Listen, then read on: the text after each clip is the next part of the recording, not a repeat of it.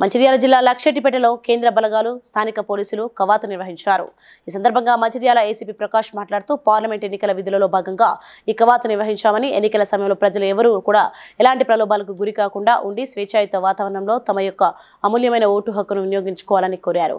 మీకు రక్షణగా మేమున్నామని ధైర్యం ఇచ్చేందుకే ఈ ఫ్లాగ్ మార్చ్ నిర్వహించినట్లు తెలిపారు.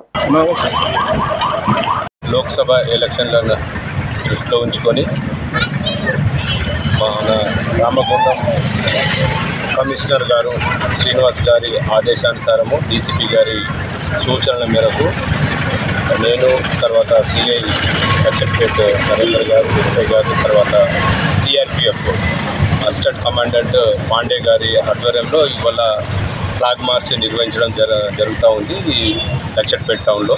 ఇది కిందరు వాళ్ళ యొక్క ఓటుని ఎలాంటి ఇబ్బందులకు గురి కాకుండా, ప్రలోభాలకు గురి కాకుండా, ఎవరు కూడా బలవంతం పెట్టి కానీ వాళ్ళని భయభ్రాంతులకు గురి చేయకుండా వాళ్లకు అండగా ఉండాలనే ఒక భరోసా నింపాలనే ఉద్దేశంతో మా పై అధికారులు ఇచ్చిన సూచనల మేరకు ఇవాళ సిఆర్పిఎఫ్ మరియు మా సివిల్ ఫోర్స్తో లక్షట్పేట పట్టణంలో ఫ్లాగ్ మార్చ్ నిర్వహించడం జరిగింది. దాదాపు ఈ ఫ్లాగ్ మార్చ్లో దాదాపు ఒక 100 మంది పోలీస్ సిబ్బంది పాల్గొనడం జరిగింది. దాంట్లో సిఆర్పిఎఫ్ ప్లస్ సివిల్ సిబ్బంది కూడా పాల్గొన్నారు. Please like and share, subscribe to BCN Telugu News.